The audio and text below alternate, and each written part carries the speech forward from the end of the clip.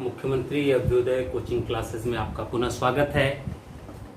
जैसा कि हम लोग बात कर चुके हैं, इससे पूर्व की क्लासों में कांग्रेस के हम लोग अधिवेशन देख चुके, विचारधाराओं को देखा, क्रांतिकारी मूवमेंट देखा और ये देखा कैसे उदारवादी जो नेतृत्व था कांग्रेस का, उसके विरोध स्वरूप उग्र राष्ट्रवादी और क्रांतिकारी मूवमेंट जन्म लेता है और फिर धीरे धीरे कांग्रेस में ही दो फाड़ हो जाता है, दो विचारधाराएं आ जाती हैं, एक नरम दल, एक गरम दल। और इन्हीं नरम और गरम दल की वजह से कांग्रेस 1907 में विभाजित भी होती है। लेकिन उससे पूर्व 1905 में इस उग्रवादी चरण को या उग्र राष्ट्रवादी चरण को तोड़ने के लिए भारत सचिव रिजले और लॉर्ड कर्जन ने एक षड्यंत्र रचा। उन्होंने ये सोचा कि जो बंगाल है, एक अविभाजित बंगाल, वो काफी शक्तिशाली है राष्ट्रीय आंदोलन के लिए। कारण क्या था कि सबसे पहले जो भी प्रभाव हुआ, जो भी परिवर्तन हुए, बंगाल में हुए थे। तो अगर प्रभाव और परिवर्तन बंगाल में होते हैं तो स्वाभाविक है क्रांति भी सबसे पहले बंगाल से ही उठेगी, राष्ट्रीयता की भावना भी सबसे ज्यादा बंगाली लोगों में होगी और मूवमेंट भी बंगाल में ही चलेगा। तो जब ऐसी चीजें आई तो कर्जन ने क्यों सोचा कि क्यों ना हम बंगाल के दो टुकड़े कर दें और उनका विभाजन इस हिसाब से किया जाए कि बंगाल में दो वर्गों के बीच फूट डालो या वैमनस्यता पैदा करने की नीति का क्रियान्वयन हो सके। और अगर दोनों वर्गों में वैमनस्यता फैल जाती है तो उन वर्गों को आपस में ही लड़ाया जा सकता है। उन वर्गों को आपस में लड़ा करके हम अपनी अस्थाई सत्ता की स्थापना को थोड़ा सा और लंबा बढ़ा सकते हैं। ये पूरी एक रणनीति थी। लेकिन जब विभाजन कर्जन ने किया तो विभाजन करने के पीछे कर्जन ने जो उद्देश्य बताया उसमें उन्होंने ये कहा कि विभाजन का उद्देश्य है प्रशासनिक सुविधा।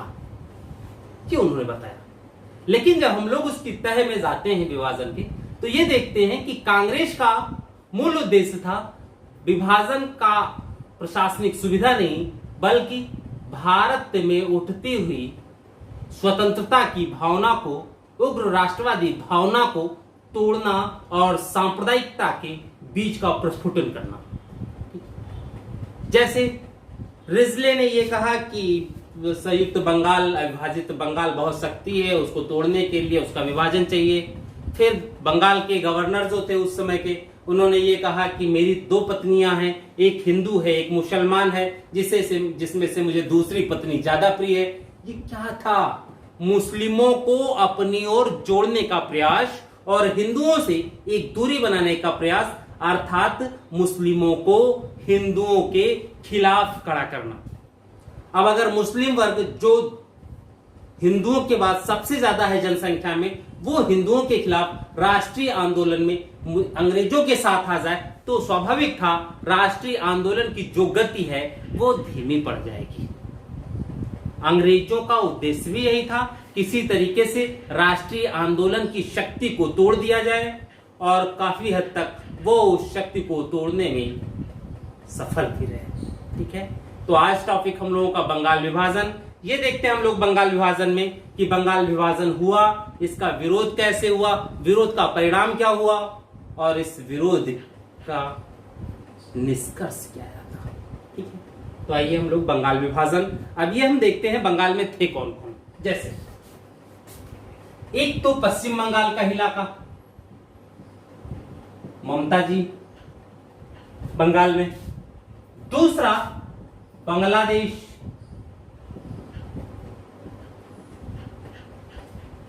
तीसरा बिहार, नेक्स्ट उड़ीसा और इसी में असम। कुछ जनपद हैं असम में, सारा कुछ नहीं है। असम में भी कौन? सिलहट। ठीक, क्योंकि असम को बंगाल से काफी पहले ही अलग कर दिया गया था। यानी असम क्या, सिलहट जिला, बांग्लादेश, पश्चिम बंगाल, बिहार और उड़ीसा, ये सारे एक साथ संयुक्त हैं ठीक है। अब अगर हम लोग इसमें ये देखा जाए तो उड़ीसा और बिहार ये दोनों जगह हिंदू संख्या में ज्यादा है। उड़ीसा और बिहार दोनों जगह हिंदू ज्यादा संख्या में है।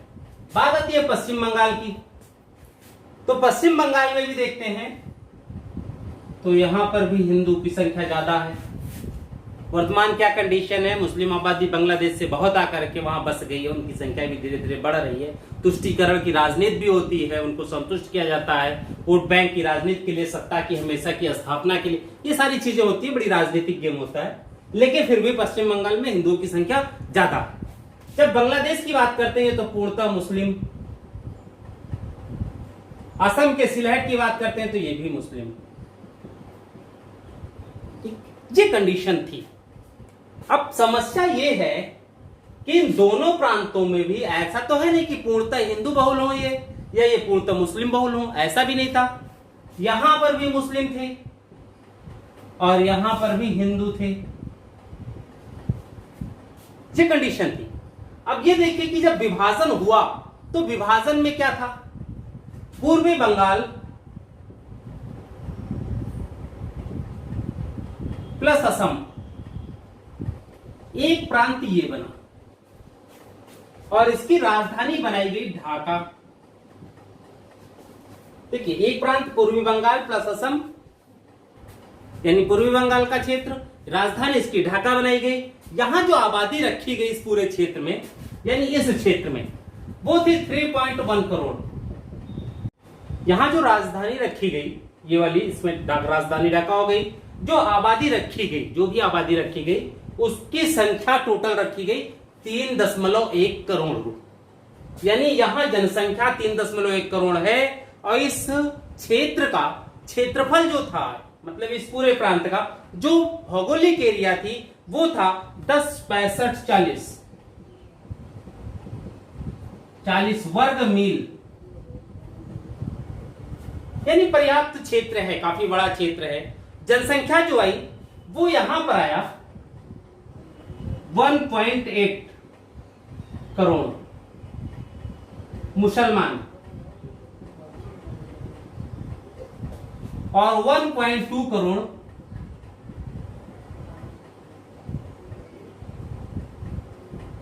हिंदू, 0.1 करोड़ दूसरे समुदाय के लोग। ठीक है, ये चीज आई यहां पर। अब देखिए, यहां पर इस प्रांत में मुस्लिम क्या है, बहुसंख्यक। ठीक, अब दूसरा क्षेत्र कौन सा बचा, ये वाला। यहां देखा जाए, यहां पर जो जनसंख्या रखी गई वो रखी गई 5.4 करोड़।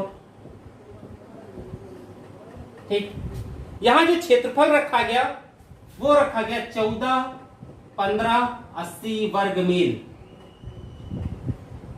यानी इसकी तुलना में यहां की जनसंख्या ज्यादा है, वो क्षेत्रफल ज्यादा है। ठीक है, यानी ये प्रांत इस प्रांत की अपेक्षा भौगोलिक एरिया उसकी ज्यादा थी। ठीक है, अब दूसरा देखिए, यहां जनसंख्या क्या है, यहां पर 4.5 करोड़ हिंदू थे और मात्र 90 लाख मुसलमान, यानी ये क्षेत्र हिंदू बहुसंख्यक है। ठीक, अब ये तो हो गया, यानी विभाजन कैसे हुआ है, ऐसे ऐसे किया गया था। भौगोलिक एरिया तो देखना था। इसकी जो राजधानी बनाई गई थी वो बनाई गई कलकत्ता। चलिए ठीक है, इसकी आपने राजधानी कलकत्ता बना दी, उसकी राजधानी ढाका बना दी, और उसके बाद कहा कि ये प्रशासनिक सुविधा के कारण किया गया है, प्रशासनिक सुविधा के लिए किया गया। तो चलो भैया, प्रशासनिक सुविधा के लिए किए, लेकिन जनसंख्या का वितरण इस हिसाब से किया गया कि एक प्रांत मुस्लिम बहुसंख्यक हो और दूसरा प्रांत हिंदू बहुसंख्यक हो, पहला। दूसरा, एक क्षेत्र, एक प्रांत की जनसंख्या, क्षेत्रफल, भौगोलिक क्षेत्रफल कम है दूसरे की अपेक्षा, भाई क्षेत्रफल बराबर कर दिए होते, वो भी आपने नहीं किया। फिर आप आधार क्या रखना चाहते थे, ये कि इस प्रांत में हिंदू ज्यादा हैं, यहां हमें कम काम करना है, इस प्रांत में मुस्लिम ज्यादा हैं, यहां हमें ज्यादा कार्य करना है। मुस्लिमों के लिए मूल मुद्दा क्या था कि अंग्रेजों का हितैषी बनना। ये अंग्रेजों की एक चाल थी कि किसी तरीके से मुस्लिमों को अपने साथ जोड़ा जाए। अगर मुस्लिम हमारे साथ जुड़ते हैं तो हम राष्ट्रीय आंदोलन की जो गति है उसको कम कर सकते हैं। यह उद्देश्य इनका था और इसी के आधार पर यह विभाजन भी किया गया। ठीक, अगर ये विभाजन नहीं किया जाता तो फिर उनके इतने चीजें क्यों आती। ठीक है, नेक्स्ट आगे देखते हैं हम लोग इसमें।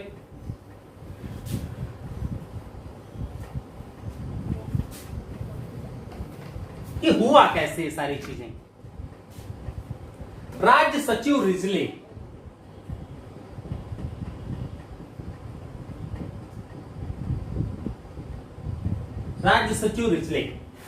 इन्होंने कर्जन को एक पत्र लिखा। किसको? लॉर्ड कर्जन को। चलो पत्र कर्जन को लिख दिया है, तो कर्जन को अगर पत्र लिखा है तो उसका मूल उद्देश्य क्या होना चाहिए भाई? कर्जन तो वायसराय हैं और जिस टाइम की बात हो रही है ये बात है 1903 की। जब हम 1903 की बात कर रहे हैं तो उस समय कांग्रेस में उग्रवादी दल यानी नरम दल और गरम दल यानी गरम दल और नरम दल, ये दोनों आपस में विचारों के लिए, मांग के लिए काफी ज्यादा संघर्षरत थे। जहां उदारवादी दल अंग्रेजों से अभी भी वही पुरानी भिक्षावृत्ति की नीति पर कायम था, वहीं गरम दल अंग्रेजों से छीनने की बात कर रहे थे, क्योंकि यही टाइम था लगभग जब उन्होंने अपना सुप्रसिद्ध नारा भी दिया। ठीक है, तो ये चीज थी। इस समय जो पत्र लिखा रिजले ने कर्जन को, उसमें इन्होंने कहा संयुक्त बंगाल एक शक्ति है। ठीक, इसमें पत्र में संयुक्त बंगाल एक शक्ति है, क्योंकि इस समय तक बंगाल के हिंदू और मुसलमान दोनों एकजुट होकर के राष्ट्रीय आंदोलन में सहभागिता कर रहे थे। भाई तो अगर ऐसी स्थिति कि हिंदू मुसलमान एकजुट हैं, एकजुट होकर के राष्ट्रीय आंदोलन में सहभागिता कर रहे हैं, तो भाई आंदोलन की गति तो तीव्र होगी ही होगी और संयुक्त बंगाल भी एक शक्ति के रूप में उभर कर सामने आएगा ही आएगा।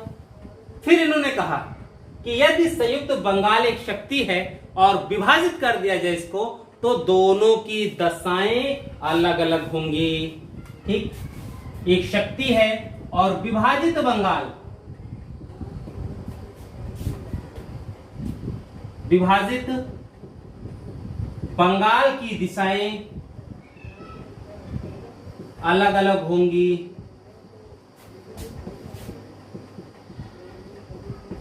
क्या बात है, एक भारत सचिव वायसराय को ऐसा पत्र लिखता है। फिर कर्जन ने क्या किया, यहीं से कर्जन ने एक योजना बनानी शुरू कर दी कि किसी तरीके से, गर्मी बहुत भैया आज, किसी तरीके से बंगाल का विभाजन किया जाए और बंगाल के विभाजन के पश्चात बंगाल के राष्ट्रीय आंदोलन को तोड़ने का काम किया जाए। ठीक है, हुआ क्या, दिसंबर 1903 ये टाइम था जब भारत के राष्ट्रीय नेताओं को बंगाल विभाजन की सूचना मिलती है। ठीक है, उसमें यह बात थी कि बंगाल विभाजित हो रहा है, बंगाल विभाजन का रीजन किसी को नहीं पता, सरकार सिर्फ यही कहती थी प्रशासनिक सुविधा की दृष्टि से बांटा जा रहा है, किया जा रहा है।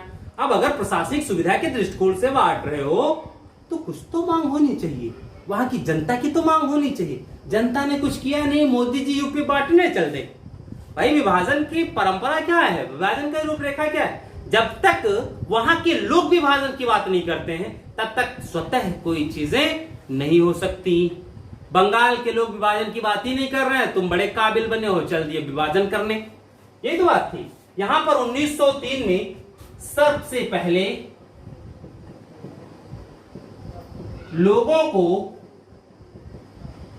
विभाजन की सूचना मिली।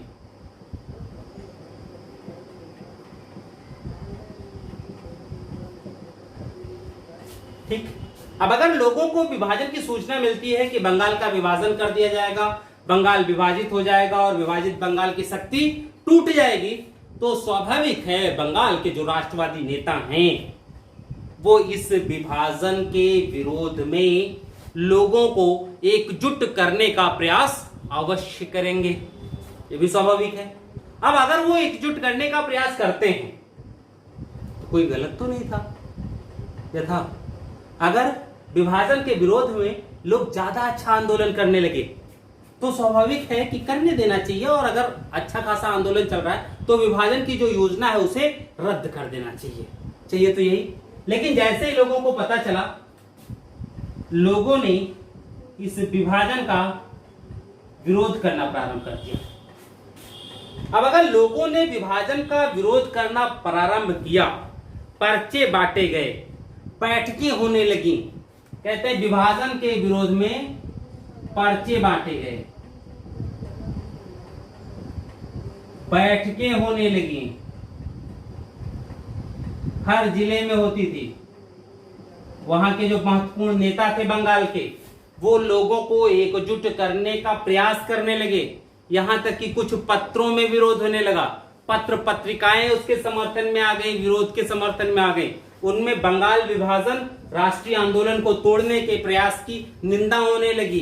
बाकायदा उसमें 3 पत्र, बंगाली, हितवादी और संजीवनी, ये अखबार थे। इनके माध्यम से विरोध की गति को बढ़ाया गया।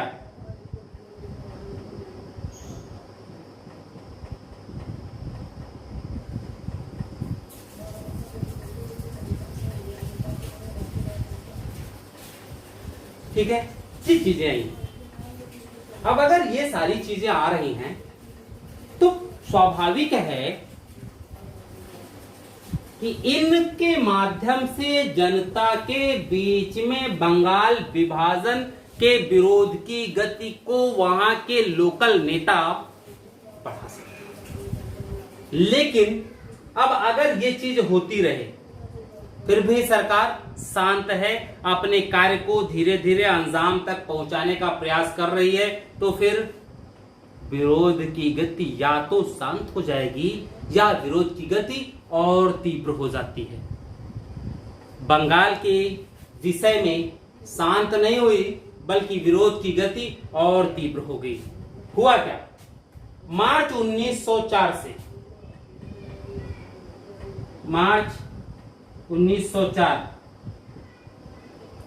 से जनवरी 1905 तक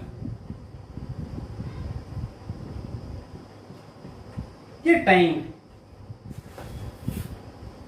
लगभग 9-10 महीने। ठीक, इन 9-10 महीनों में कलकत्ता के टाउन हॉल में कई सभाएं हुई। इस दौरान उस आंदोलन को संपूर्ण बंगाल में फैलाया गया। देखे कैसे विरोध करते हो तुम, देखे कैसे बंटवारा करते हो, ज्यादा बंटवारा करोगे तो हलाल कर। अरे ठीक है, जनसभाएं हो रही थी, राष्ट्रवादी नेताओं के एक से एक बोल फूट रहे थे, एक से एक दंगे की बात हो रही थी, एक से एक विरोध की बात हो रही थी। जितने भी उग्र राष्ट्रवादी नेता थे वो सभी बंगाल विभाजन का विरोध खुले मंच से करने लगे थे। लेकिन उदारवादी अभी भी इसके पक्ष में नहीं थे। वह बंगाल विभाजन की बात को गलत तो स्वीकार करते थे, लेकिन अंग्रेजों के विरोध के विषय में अभी भी असमंजस में थे कि अंग्रेजों का विरोध करें तो कैसे करें। भाई जब बप्पा ही मान लिए हो अंग्रेजों को, यही कह रहे हो तो बप्पा है, बड़े अच्छे हैं, बप्पा को जब लगेगा लौंडा बड़ा हो गया, मोटरसाइकिल चला सकता है, तो मोटरसाइकिल खरीद देंगे। ये तो बात थी भाई। पिताजी को सही, पिताजी को ही लगता है, लेकिन पिता भी तो कई प्रकार के होते हैं। जैसे मानस पुत्र होता है वैसे मानस पिता भी होते हैं। तो कांग्रेस अंग्रेजों को भी अपना मानस पिता ही मानती थी। तो मानस पुत्र क्या होता है? माना जाता है, कोई जरूरी थोड़ा आपका खून तो नहीं होता। स्वाभाविक है, आपने किसी को स्वीकार कर लिया तो एक जुड़ाव है। यहां तो मानस पिता वाला जो भावनात्मक रिश्ता होना चाहिए वो भी नहीं था। यहां तो सिर्फ भय का रिश्ता था।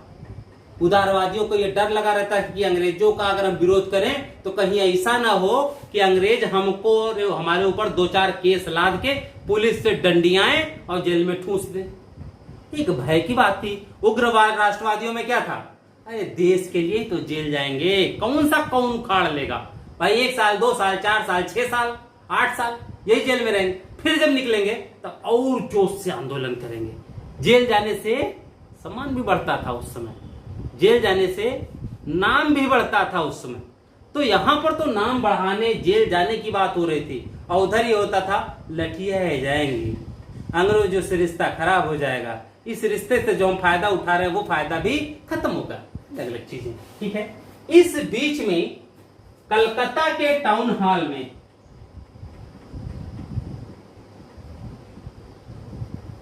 कई सभाएं हुई।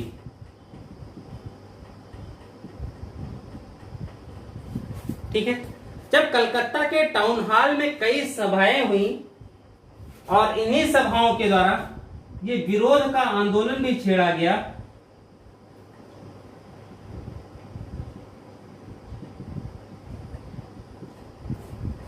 ठीक है, विरोध आंदोलन भी छेड़ा गया। तो अब स्थिति ये थी कि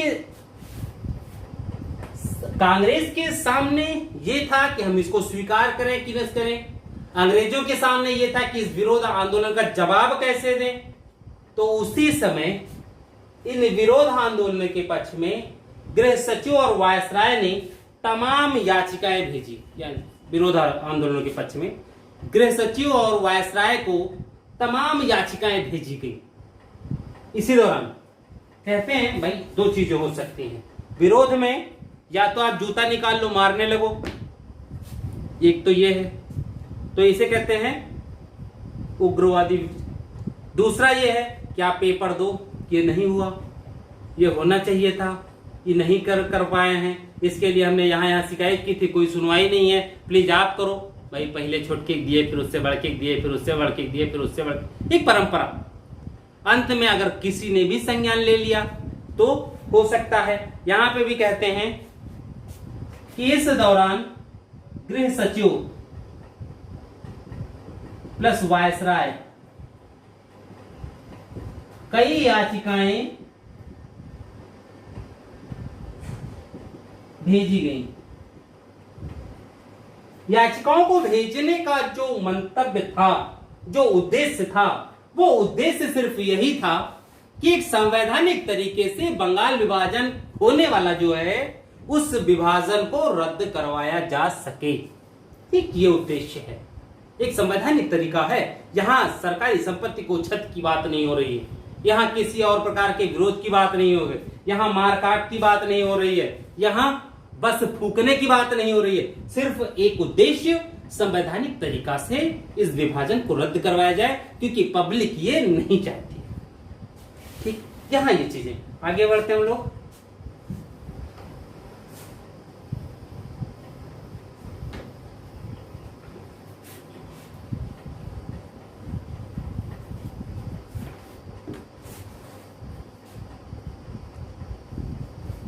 ठीक है, जब देखा गया कि बहुत सी याचिकाएं भेज दी गई लेकिन सरकार के नाक में जो भी नहीं होगा, सरकार उसके विषय में, याचिकाओं के विषय में कुछ सोचती नहीं है। जैसे ही कोई याचिका पहुंचती थी रद्दी की टोकरी में।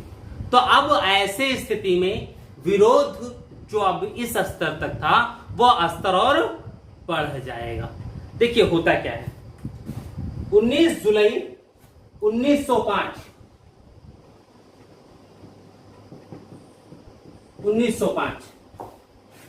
इस दिन क्या गया, बंगाल विभाजन की घोषणा की गई।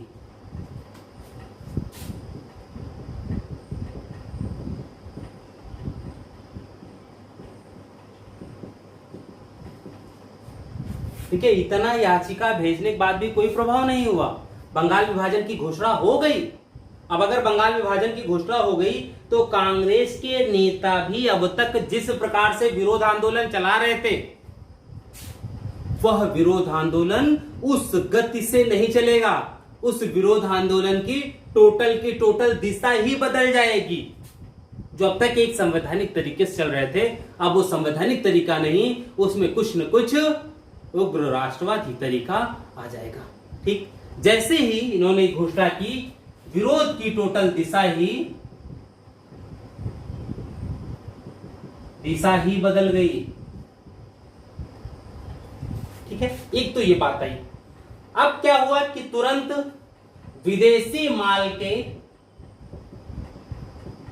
विदेशी वस्तुओं के बहिष्कार की प्रतिज्ञा की गई।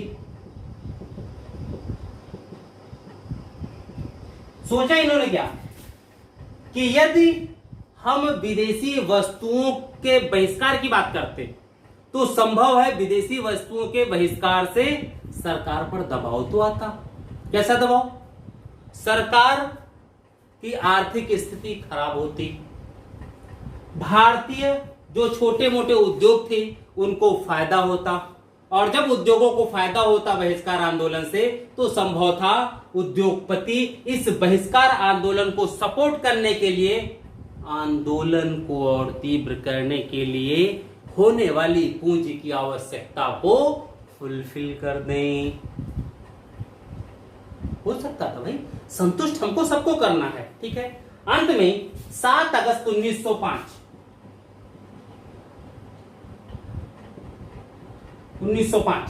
ये टाइमिंग है। टाउन हॉल में एक ऐतिहासिक बैठक की गई। टाउन हॉल में एक ऐतिहासिक बैठक की गई। चलिए, टाउन हॉल में एक ऐतिहासिक बैठक हो जाएगी, और इसी ऐतिहासिक बैठक में स्वदेशी आंदोलन की घोषणा होती है। यानी स्वदेशी आंदोलन की घोषणा 7 अगस्त 1905।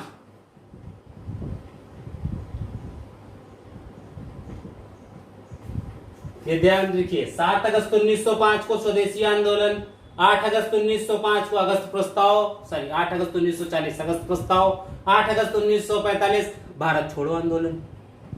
7-8 अगस्त याद हो सकता है, आसानी से हो सकता है, बहुत ज्यादा वो नहीं है। 8 अगस्त प्रस्ताव आपको हमेशा याद रहा है, 8 अगस्त याद है, तो जस्ट एक दिन पहले स्वदेशी प्रस्ताव की घोषणा, और यह प्रस्ताव पास भी हो जाता है। कहां से?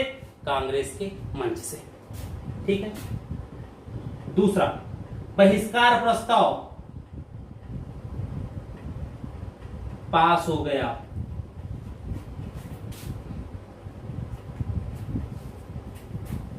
ठीक, अब दो चीजें, एक तो स्वदेशी आंदोलन यानी स्वदेशी वस्तुओं को अपनाने की बात, दूसरा विदेशी वस्तुओं के बहिष्कार की बात। ठीक है, अब अगर ये दोनों चीजें होती हैं और सही से हो जाएं, तो संभव है कि भारत पर आधारित बहुत से राष्ट्रों की अर्थव्यवस्था खत्म हो जाएगी, पूरा विश्व मंदी की चपेट में चला जाएगा।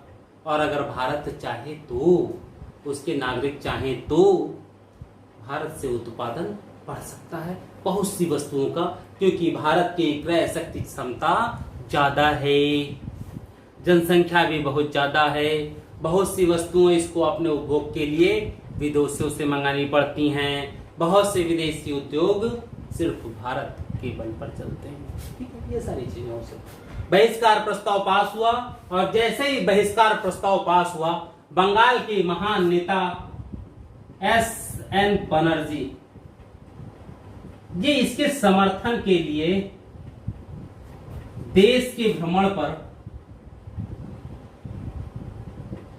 निकले, ताकि इस बहिष्कार प्रस्ताव को पूरे भारत में प्रभावी किया जा सके।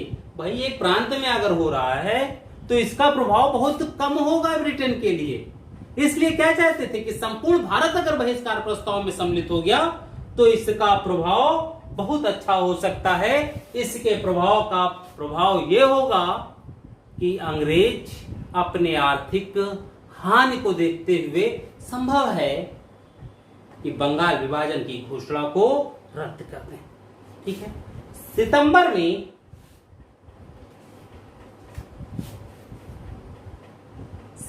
में सरकार ने घोषणा की ठीक। सितंबर में सरकार ने घोषणा की कि 16 अक्टूबर 1905 से विभाजन जो है वो प्रभावी हो जाएगा।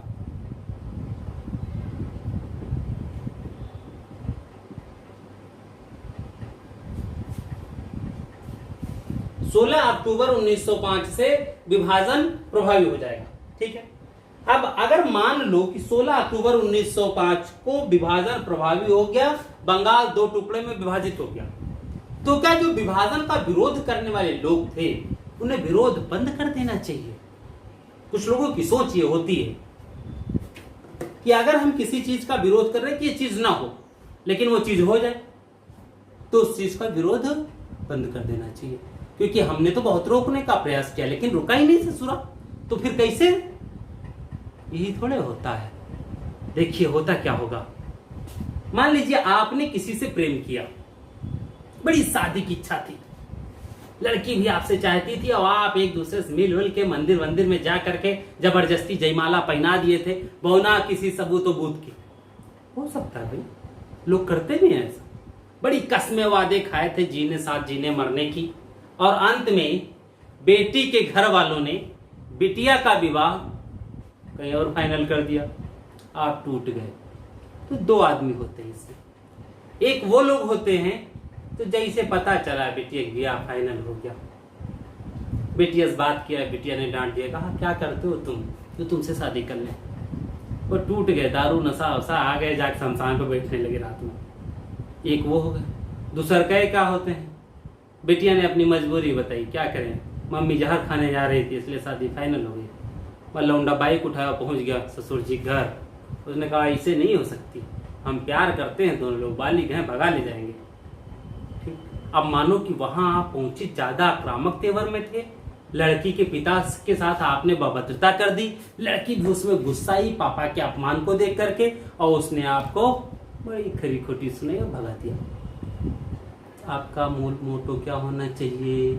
लड़की की शादी होने देना चाहिए या नहीं?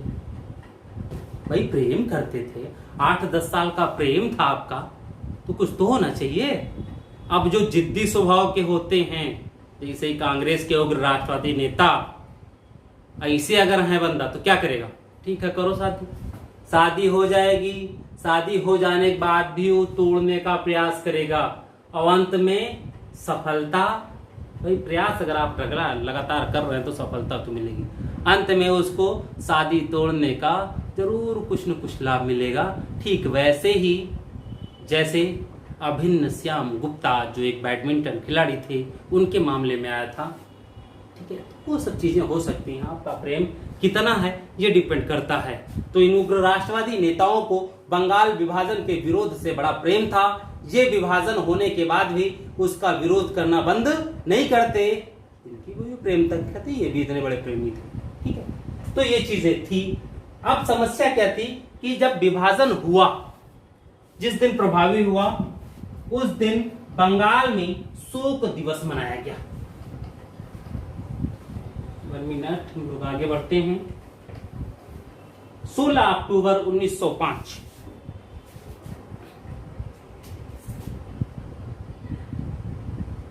16 अक्टूबर 1905 को विभाजन प्रभावी हो गया, यानी बंगाल दो टुकड़ों में बट गया। ठीक है, जिस दिन को पूरे बंगाल में शोक दिवस के रूप में मनाया गया। राष्ट्रीय एकता यानी बंगाली एकता बनाए रखने के लिए टैगोर के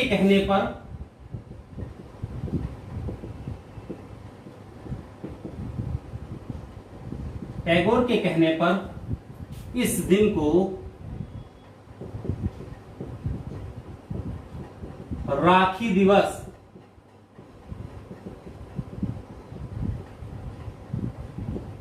भी मनाया गया। लोगों ने एक दूसरे के हाथों पर राखी बांधे। राखी वही सुरक्षा का प्रतीक होता है, एकता का प्रतीक होता है। तो इस दिन राखी दिवस भी मनाया गया ताकि सभी बंगाली लोग एक प्रदर्शित कर सके कि बंगाल विभाजन के विरोध में सब एकजुट हैं, हम सभी बंगाल विभाजन का विरोध करते हैं, हम एकता के साथ रहना चाहते हैं, इसलिए बंगाल का विभाजन ना किया जाए। ये सारी चीजें आई। ठीक है, देखिए एसएन बनर्जी, उसी समय एसएन बनर्जी और आनंद मोहन बोस,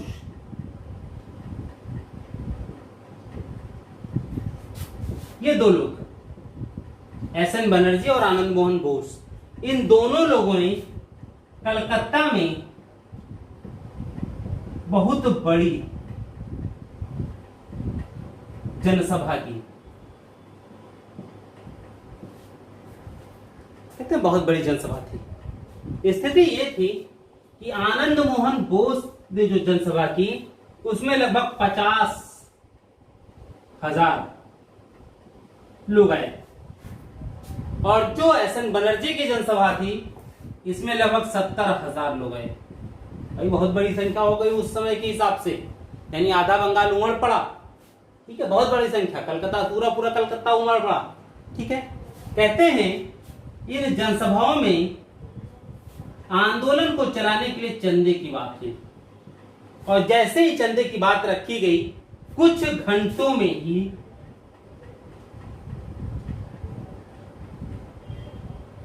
आंदोलन के लिए 50,000 रुपए इकट्ठे हो गए।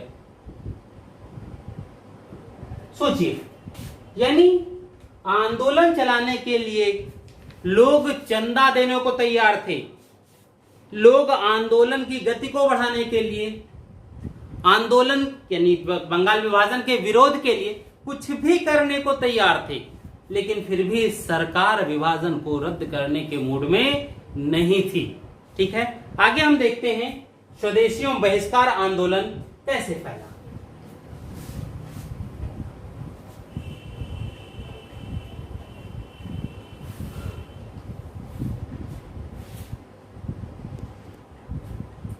देखिए, उग्र राष्ट्रवादी जो थे इन्होंने बहिष्कार और स्वदेशी आंदोलन को लगभग पूरे देश में फैला डाला था।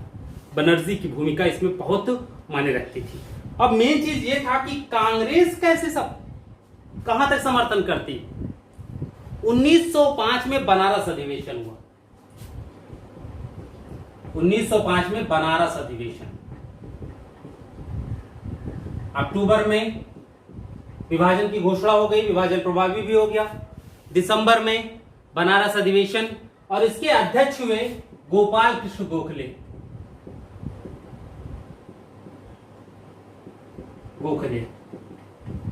विवाद यहीं से बढ़ता है, उग्रवाद नरम और गरम दल के बीच में। इस अधिवेशन में गोपाल कृष्ण गोखले ने स्वदेशी और बहिष्कार के प्रस्ताव को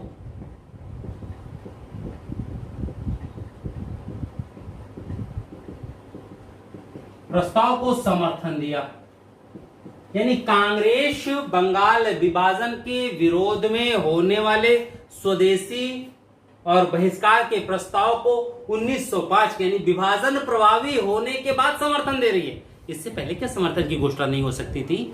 हो सकती थी, लेकिन उदारवादी इतने ज्यादा डरपोक और कांग्रेस कार्यकारिणी में उनकी संख्या ज्यादा होने के कारण कांग्रेस के मंच से इस विरोध आंदोलन का समर्थन किया ही नहीं गया। ठीक है, देखिए अब जो गरमपंथी नेता थे,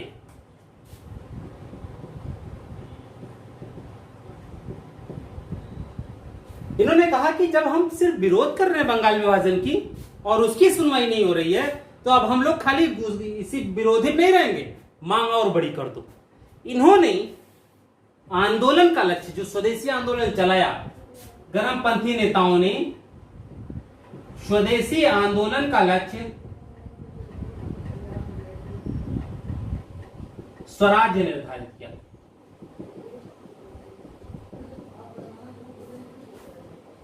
यहां पर इस स्वराज की जब बात करते हैं तो ये डोमिनियन स्टेट्स की बात करते हैं, अर्थात ब्रिटिश साम्राज्य के अधीन रहते हुए शासन सत्ता भारतीयों को सौंपना। इस स्वराज की बात हो रही है।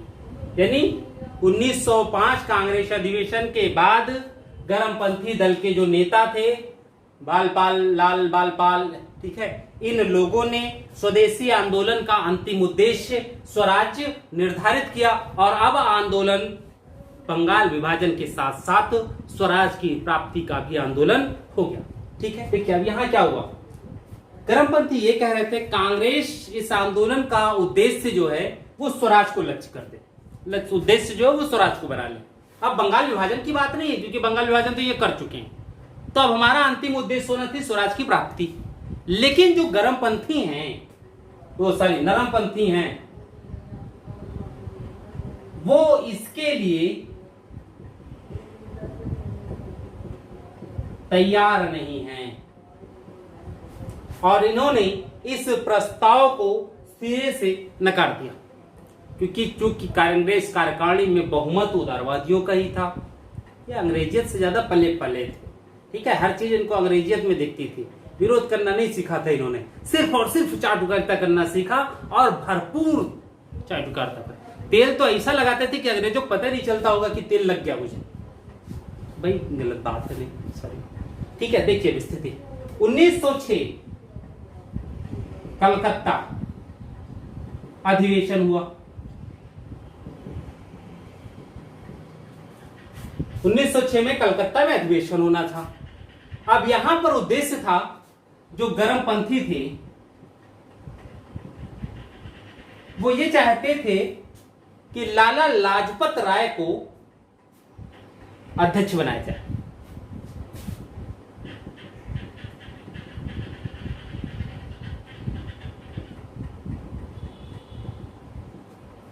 और लाला जी लाजपत राय ये भी किसके, गरम दल के। लाला लाजपत राय अध्यक्ष बनते तो पक्का है इस पे स्वराज का प्रस्ताव रखा भी जाता और प्रस्ताव पास भी हो सकता था। और कहीं ना कहीं जैसे ही लाला लाजपत राय अध्यक्ष बनते कांग्रेस के, संभव था कांग्रेस कार्यकारिणी में गरम दल का बहुमत हो जाता और ये नरम दल वाले गोपाल कृष्ण गोखले कैसे पचा पाते। तो जब वो पचा नहीं सकते थे तो अब समस्या क्या थी, उनके लिए समस्या ये हो गई गोपाल कृष्ण गोखले के लिए कि उन्होंने इनको अध्यक्ष बनने ही नहीं दिया। और एक दूसरे व्यक्ति जिनको कहते दादा भाई नौरोजी,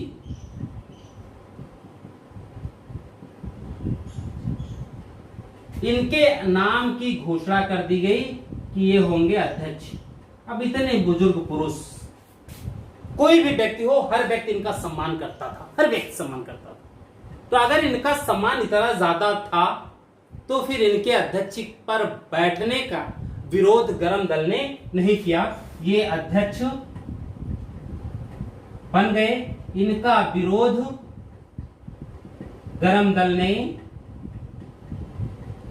नहीं किया। चलिए ठीक, भाई बहुत बुजुर्ग आदमी है, बड़े सम्मानित आदमी थे, अब तक राष्ट्र के लिए बहुत सी चीजें की, यहां तक कि ब्रिटेन में इंडियन एसोसिएशन बना डाला, बहुत कार्य किया था, तो सम्मानित थे। इसलिए जब ये बैठाए गए, इनके नाम की घोषणा की गई तो इन्होंने इसका विरोध नहीं किया। लेकिन दादा भाई नौरोजी ने 1906 के कलकत्ता अधिवेशन में एक महत्वपूर्ण कार्य किया। इसमें इन्होंने कांग्रेस का जो उद्देश्य है वो स्वराज निर्धारित किया। यानी 5 में जिस बात की मांग गरम दल कर रहा था और उदारवादियों ने विरोध किया था, 1906 में उदारवादियों को वह बात स्वीकार करनी पड़ी। दादा भाई नौरोजी जो बहुत बुजुर्ग लीडर थे कांग्रेस के, उन्होंने उस चीज को कांग्रेस से उठाया भी और यह प्रस्ताव भी, बात पास हुई, उद्देश्य भी रखा गया और अब स्वराज की स्थापना कांग्रेस का उद्देश्य हो गया। अब यह बात हो गई कि क्यों ना हम लोग बहिष्कार आंदोलन इत्यादि जो है उसका भी प्रस्ताव कांग्रेस से पास करा जाए। अभी तो सिर्फ समर्थन हुआ था, प्रस्ताव पास नहीं हुआ था। 1907 के अधिवेशन में, सूरत अधिवेशन,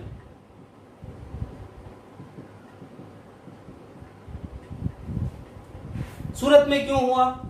यह अधिवेशन पहले होना था नागपुर में, नागपुर महाराष्ट्र में।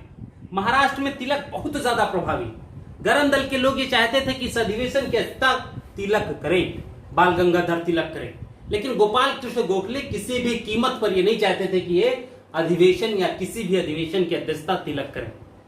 और चूंकि ईश्वर की महिमा, उस समय नागपुर में महामारी फैल गई और इस अधिवेशन को ट्रांसफर किया गया सूरत में, ठीक। और सूरत उदारवादियों का मुख्यालय था। अधिवेशन हो गया, अध्यक्ष बनाए गए रास बिहारी बोस।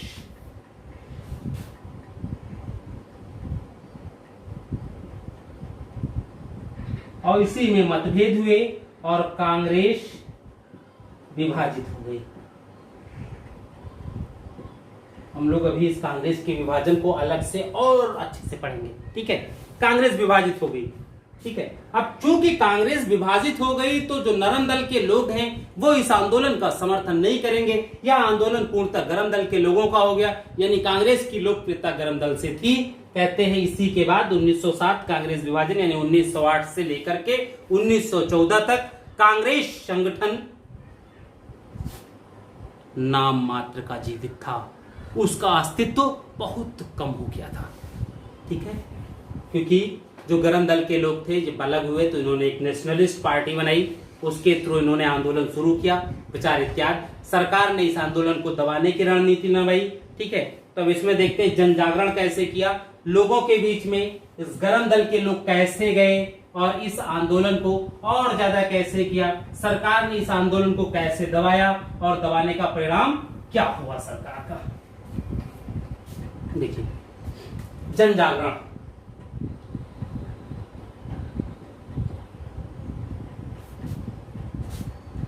इस जन जागरण के लिए जो स्वयंसेवी संगठन थी उनका नाम उपयोग किया गया, उनकी सहायता ली गई। और इन स्वयंसेवी संगठनों में सबसे प्रमुख थी स्वदेश बांधव समिति अश्वनी कुमार दत्त द्वारा, ठीक। स्वदेश बांधव समिति अश्वनी कुमार दत्त,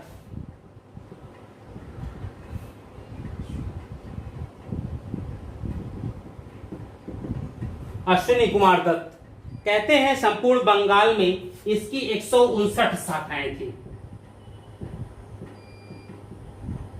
अब भाई अगर इसकी 159 शाखाएं हैं बंगाल भर में तो भाई विस्तार भी बहुत अच्छा होगा, लोगों तक पहुंच भी अच्छी खासी होगी। और अगर लोगों तक पहुंच अच्छी है, इसका विस्तार अच्छा है, तो स्वाभाविक है लोगों तक बंगाल विभाजन के विरोध की बात पहुंचेगी। कहते हैं इस समिति के माध्यम से आत्मनिर्भरता और आत्म शक्ति का नारा दिया गया। आत्मनिर्भरता और आत्मशक्ति का नारा दिया गया। एक बात ही आ गई, ठीक है। अब देखिए और क्या हुआ, स्वदेशी स्टोर खोले गए।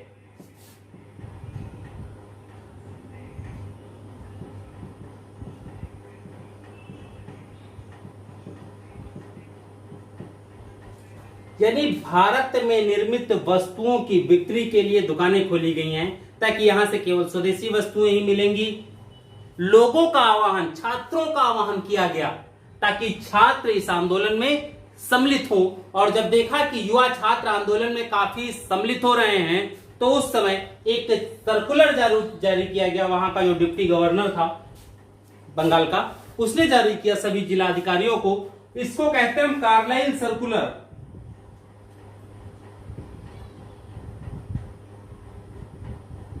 Carlisle circular. कार्लाइल ने सभी जिलाधिकारियों को पत्र लिखा और उसमें यह कहा कि सभी स्कूलों को एक सूचना भेजी जाए कि वो अपने यहाँ के छात्रों को आंदोलन में सम्मिलित होने से रोकें, अन्यथा उनको सरकार के द्वारा दी जाने वाली ग्रांट बंद कर दी जाएगी। तो ये ठीक था भाई। यूनिवर्सिटियों में भी यही चीज हुआ। तो कहा गया यूनिवर्सिटियों को कि आप अपने अधीन, भाई यूनिवर्सिटियों के अधीन विद्यालय होते थे डिग्री कॉलेजेस, उनसे कहा गया कि ऐसे जो भी कॉलेज हैं जहां के छात्र आंदोलन में बढ़ चढ़ के हिस्सा ले रहे हैं और वो छात्र वो विद्यालय या कॉलेज उन छात्रों पर अंकुश लगाने का कोई प्रयास नहीं कर रहे हैं, तो वो विश्वविद्यालय उन कॉलेजों की स्वायत्तता यानी जो मान्यता है विश्वविद्यालय के थ्रू, उस मान्यता को वापस ले ले। यानी वो कॉलेज मान्यता विहीन हो जाएंगे, यानी डिग्री दे ही नहीं सकते, तो फिर उस कॉलेज में एडमिशन की कोई फायदा नहीं था। ठीक है, ये सारी चीजें डाली गई। अब जब ये सब चीज कर रहा था कार्लाइल सर्कुलर, तो ऐसे में छात्रों ने भी एक एंटी सर्कुलर समिति, इसके विरोध में एंटी सर्कुलर कमेटी या सोसाइटी, कुछ भी कर लीजिए आप, सोसाइटी का गठन किया। अब इसमें क्या था कि ऐसा जो भी गठन हुआ है उसका हम विरोध करेंगे, या ऐसी जो भी चीजें हैं उसका हम विरोध करेंगे। और इसके अध्यक्ष बनाए गए सचिव सतीश चंद्र बसु, चाहिए हाँ, सचिंद्र प्रसाद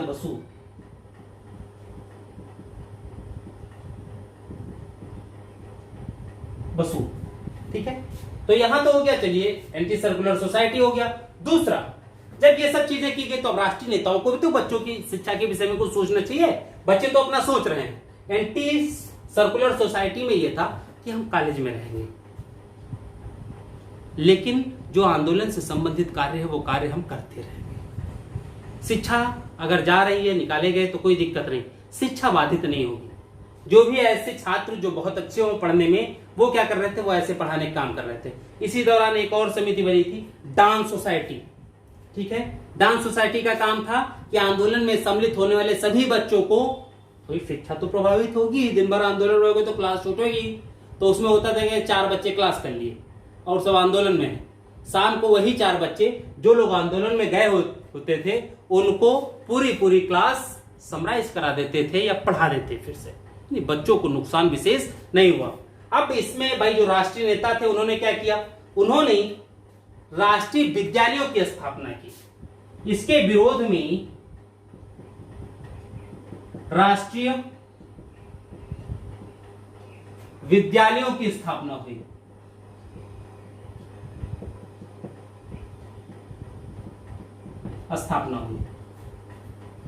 ठीक, ये चलिए राष्ट्रीय विद्यालय हो गए, नेशनल कॉलेज हो गए। अब ऐसे में छात्रों के हित की बात की जाने लगी, यानी भारतीयों को जो भी छात्र आएंगे, ऐसा नहीं है कि अगर सरकारी स्कूल से निकाल दिया गया तो उनके शिक्षा की बात नहीं होगी, बहुत नॉमिनल फीस पर, यानी उसको आप फ्री कह सकते हैं, लोग शिक्षा देने का कार्य करने लगे थे। राष्ट्रीय शिक्षा फैलाने का कार्य डांस सोसाइटी ने भी किया। ठीक, शिक्षा के प्रसार का कार्य डांस सोसाइटी, बच्चों का ही था ये बच्चों ने स्वयं मिलकर के ऐसी सोसाइटी बनाई थी। ठीक है, इसे विद्यार्थियों का संगठन कहा जा सकता है।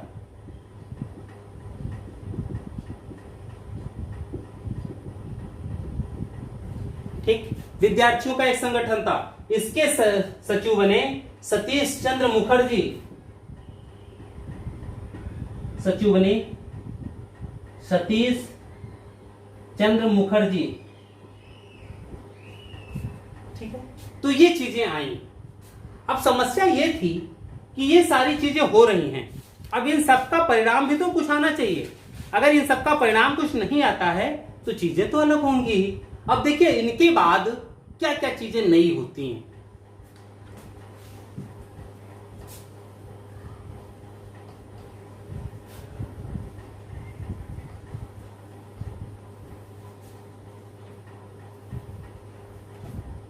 देखिए, राष्ट्रीय शिक्षा के लिए जो भारतीय नेता हैं उग्र राष्ट्रवादी, उनमें अच्छी बात यह थी कि राष्ट्र के लिए भी बहुत कुछ करना चाहते थे, और जो लोग इनके सपोर्ट में खड़े होते थे उनका भी कोशिश ये करते थे कि इनका भी नुकसान ना होने पाए। इसीलिए छात्र हित में, क्योंकि ऐसे आंदोलन में छात्रों की संख्या बहुतायत होती है और छात्र खूब बढ़ चढ़ के हिस्सा लेते हैं, उस समय तो यही स्थिति थी।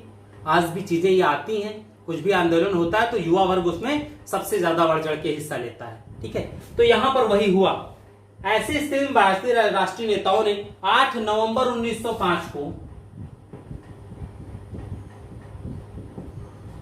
रंगपुर नेशनल स्कूल स्थापित किया।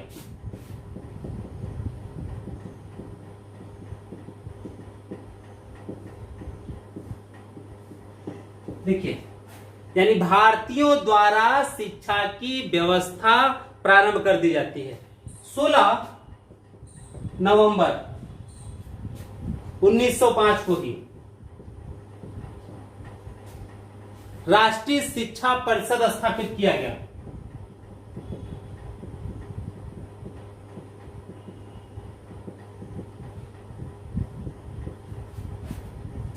ठीक है, देखिए अब समस्या क्या है कि चीजें एकदम सही हो रही हैं।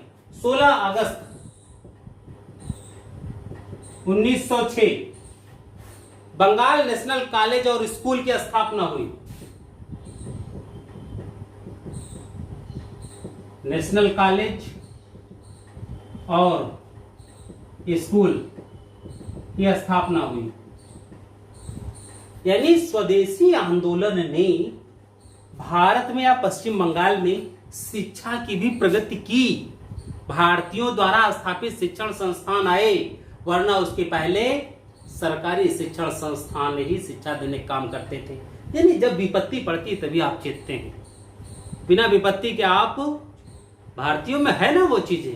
भाई हमारे आराध्य देव हनुमान जी, इस समय चल ही रहा है मंगल शुभ मंगल, ठीक है, आराध्य देव हनुमान जी, और हनुमान जी के विषय में कहा जाता है का चुप साध रहा बलवाना। जब तक उनको उनकी क्षमता का याद न कराया जाए तब तक बंदा अपनी क्षमता भूले रहते थे। तो हम लोगों के साथ भी वो चीजें हैं। हमारे साथ जब कोई विपत्ति पड़ती है तभी हम उससे निकलने का प्रयास करते हैं, पहले कुछ भी नहीं करते। ठीक है, कहते हैं आवश्यकता ही आविष्कार की जननी होती है। तो यहां आवश्यकता पड़ी, स्कूल से बच्चे निकाले गए, बच्चों को शिक्षा की आवश्यकता थी, स्कूल स्थापित हो गए। अगर ये बच्चे स्कूल से ना निकाले जाते तो ये स्कूल स्थापित नहीं हो सकते थे कभी भी, क्योंकि जरूरत ही नहीं थी। काहे करें, ठीक है, आज तो सब व्यापारिक है।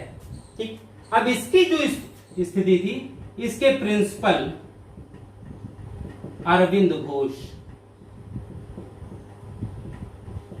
देखिए कितना महान व्यक्ति प्रिंसिपल बन रहा है। ठीक है, अगस्त 1906 में ही 16 अगस्त 1906 Bengal national college and school, एक दिन पहले 15 अगस्त 1906 को ठीक राष्ट्रीय शिक्षा परिषद स्थापित हुआ।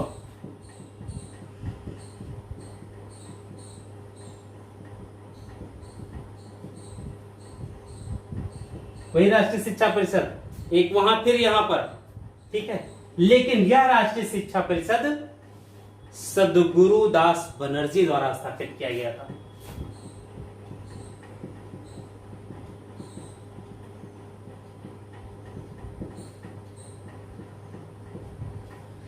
ठीक है, तो ये चीजें थी। अब इसी समय क्या हुआ, रविन्द्रनाथ टैगोर ने अमार सोनार बांग्ला नामक गीत लिख दिया। कहते हैं यह गीत इतना लोकप्रिय हुआ उस समय कि बंगाल विभाजन के विरोध में अमार सोनार बांग्ला लोगों का एक राष्ट्रीय गीत बन गया। लोग इस गीत को गुनगुनाने लगे, गाने लगे, एक से एक चीजें आई। ठीक है, परिणाम क्या होगा इन सब चीजों का, सरकार पर कुछ तो दबाव पड़ना चाहिए, लेकिन सरकार के ऊपर जो भी नहीं लगता था। लेकिन इसका फायदा सबसे अच्छा क्या होगा, भारतीय समाज के लिए हुआ। लोग आत्मसम्मानित तो होते, विरोध करने की प्रवृत्ति तो आती अंग्रेजों का, जो अब तक थी ही नहीं। ठीक है, देखिए टैगोर ने इसी समय अमार सोनार बांग्ला, बाद में यही बांग्लादेश का राष्ट्रगीत भी बना 1971 में, गीत लिखा। ठीक, सबसे जो पॉजिटिव बात थी इस आंदोलन की, यानी महत्वपूर्ण बात थी, वो था महिलाओं का प्रतिभाग करना। क्योंकि अब तक महिलाएं जो हैं वो सिर्फ घर के अंदर कैद रहने का कार्य करती थी। इस आंदोलन में महिलाओं को भी कार्य दिए गए, उनसे कहा गया कि तुम घर से बाहर निकलो और आंदोलन में पूर्ण सहभागिता करो, जितना आप कर सकती हो, जैसा भी आप सहभागिता कर सकती हो। उद्देश्य क्या था? ताकि महिलाओं के माध्यम से भी हम कुछ न कुछ कार्य आगे बढ़ा सके। तो इसमें होता क्या था कि महिलाओं का काम था केवल शराब इत्यादि की जो दुकानें थी, विदेशी वस्तुओं की जो दुकान थी, उन दुकानों के सामने जाके बैठ के धरना प्रदर्शन करना, और कुछ नहीं। ठीक है, अब अगर 20-25 महिलाएं धरना प्रदर्शन कर रही हैं उस दुकान के सामने बैठ के, सड़क पर या किनारे बैठी हैं, तो क्या उस इलाके का कोई भी व्यक्ति वहां वस्तु खरीदने जाएगा? खुद बताओ। मान लो सतीश भैया हैं एक, ठीक, उनको शर्ट खरीदनी है, गए दुकान पर। उस समय बहराइच में आंदोलन चल रहा था अच्छा खासा, जैसे बाबा रामदेव शुरू कर दिए थे भारत में, ठीक है, स्वदेशी की बात। मान लो किसी एक शहर में, दिल्ली में अच्छा खासा आंदोलन चल रहा है, सतीश भाई गए, हमेशा ब्रांडेड पहनने की बात थी, इन्होंने कहा ब्रांडेड शर्ट लेनी है, कोई फॉरेनर होनी चाहिए, जर्मन मेड होनी चाहिए। गए आराम से एक मॉल में, बाहर पता चला क्या हुआ, इनकी पुरानी वाली गर्लफ्रेंड भी विरोध प्रदर्शन में बैठी है। और जैसे ही उसने इनको देखा, बुलाया, कहा बैठिए आप भी मेरे साथ विरोध में। क्या सतीश भाई मना कर पाएंगे? नहीं, सतीश भाई का जो विचार था ब्रांडेड पहनने का, वो विचार त्याग देंगे और पुरनकई गर्लफ्रेंड के साथ वहीं बैठ के धरना प्रदर्शन में लग जाएंगे। और परिणाम क्या होगा? शाम को जब धरना प्रदर्शन से उठेंगे, सीधे चले आएंगे, किसी देसी दुकान पर पहुंचेंगे, एक देसी मेड यानी इंडियन मेड शर्ट खरीदेंगे और सीधे सीधे घर आ जाएंगे, अपनी पति घुनिक दिखाएंगे, कहेंगे यार गए थे लेकिन बड़ा सस्ता, बड़ा महंगा था, इसलिए देसी माल लेके चले। देसी माल भी अच्छा होता है, ठीक है, काम उसे चलाना चाहिए। चलिए, ये चीजें हुई, आगे हम लोग बढ़ते हैं।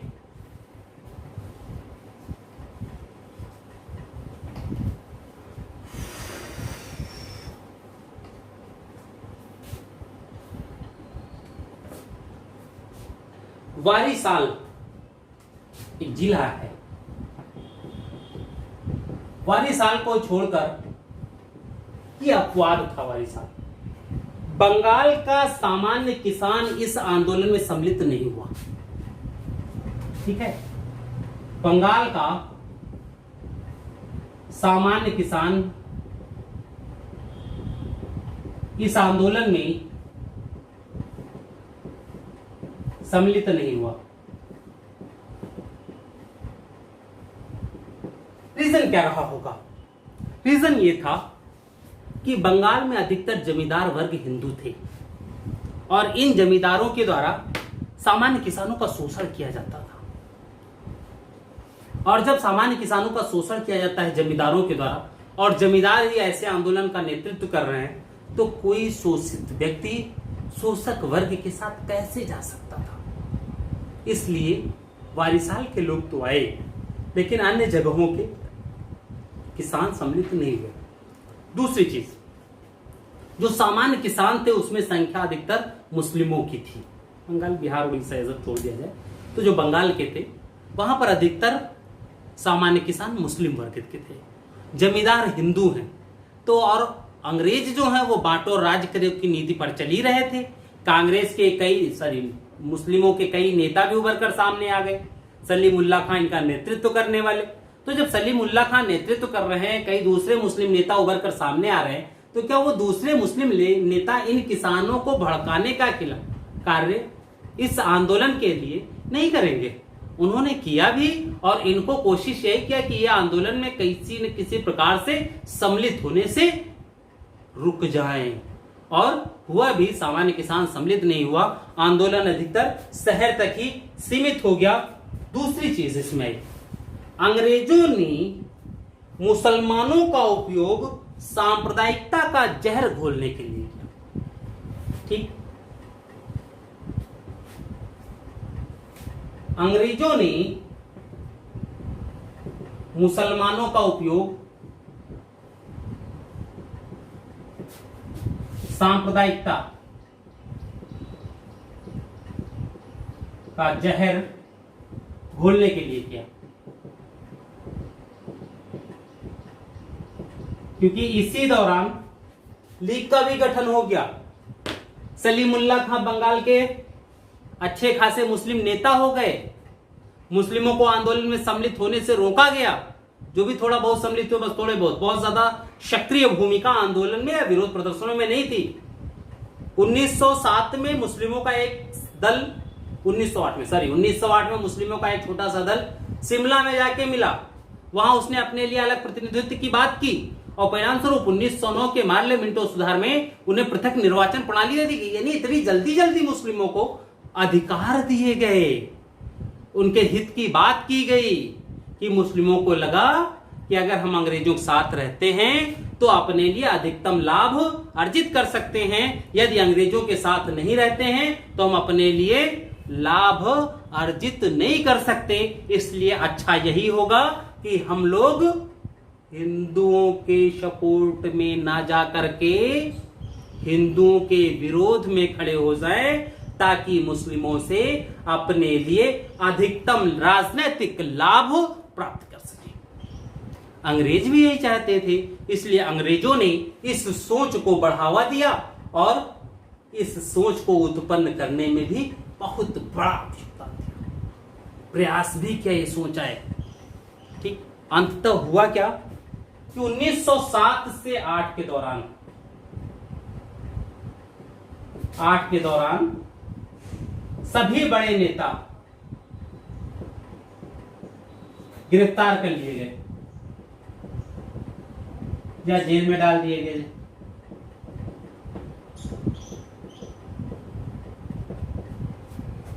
आठ तक स्थिति हो गई थी कि आंदोलन नेतृत्वहीन हो गया था, लेकिन इसका परिणाम यह हुआ उग्र राष्ट्रवाद उदय हुआ और इसी का परिणाम था कि 1907-8 के बाद क्रांतिकारी मूवमेंट गतिविधियां काफी ज्यादा हुई। भाई अगर संवैधानिक तरीके से हम कुछ नहीं कर सकते तो दांते तो काट सकते थे, वो नहीं कर सकते, वो तो कर सकते थे। तो यहां ये दांत काटने वाली बात थी, क्योंकि हमारे पास संसाधन इतने ज्यादा नहीं थे कि हम अंग्रेजों का आमने सामने मुकाबला कर सके।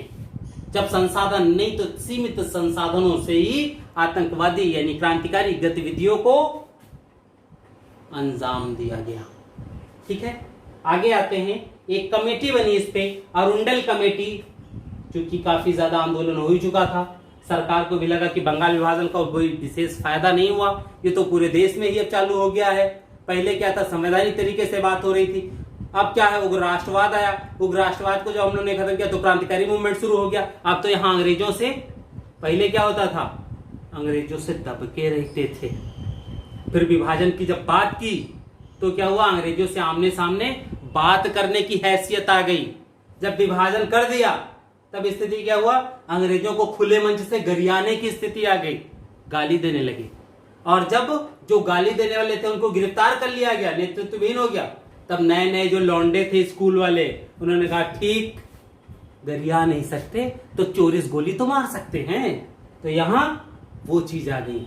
अब जब ये परंपरा आ जाएगी तो अंग्रेजों को क्या लगेगा, हमने तो सोचा था कि आंदोलन को दबा देंगे, लेकिन यहां तो आंदोलन भीषणतम रूप लेता चला जा रहा है। यहां इन युवाओं की सोच क्या हो गई, वो साम्यवादी आंदोलन, क्रांति करने की बात कर रहे हैं ये लोग। तो अगर ऐसा कुछ होता है सत्ता तो उखड़ जाएगी। इसलिए इस विभाजन पर संस्तुति के लिए एक कमेटी बनी जिसे कहते हैं अरुंडल कमेटी।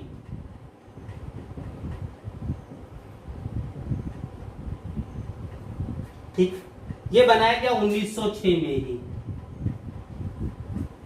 इसमें क्या था, वायसराय लॉर्ड मिंटो आई गए थे द्वितीय।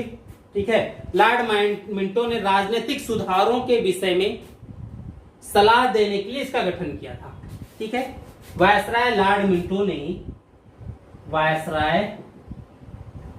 मिंटो द्वितीय ने राजनीतिक सुधारों पर के विषय में सलाह देने के लिए गठन किया। ठीक, यानी वायसराय लॉर्ड मिंटो ने अरुंडल कमेटी का गठन राजनीतिक सुधारों के विषय में सलाह देने के लिए किया था। अरुंडल कमेटी ने बंगाल विभाजन यानी जो अविभाजित बंगाल था उसको पुनः संयुक्त करने की बात पर बल दिया, यानी बंगाल विभाजन को रद्द करने की बात पर बल दिया। अरुंडल कमेटी में बंगाल विभाजन को रद्द करने की बात पर बल दिया गया और अंततः विवश होकर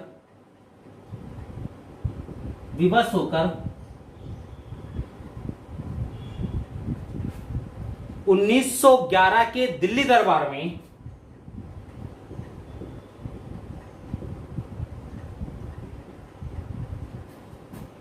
बंगाल विभाजन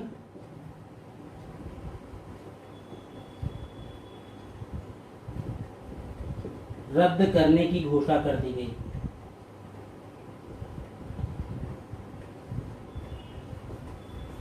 ठीक है, ये चीज हुआ। लेकिन अब देखो बौद्धिक कितना ज्यादा हर जगह गुड़ागड़ित भार। बंगाल विभाजन रद्द करने की बात हो रही थी, उसके लिए आंदोलन चल रहा था। यहां बंगाल विभाजन रद्द भी किया गया, लेकिन कैसे, ये भी देखो कितना षड्यंत्र था।